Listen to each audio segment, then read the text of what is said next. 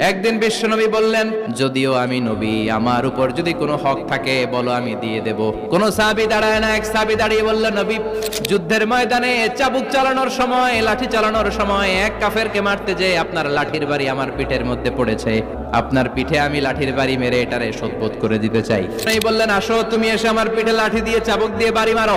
সাহাবী বলে, ও নবী, তখন দুর্ভিক্ষের সময়ের যুদ্ধ ছিল, আমাদের গায়ে জামা ছিল না।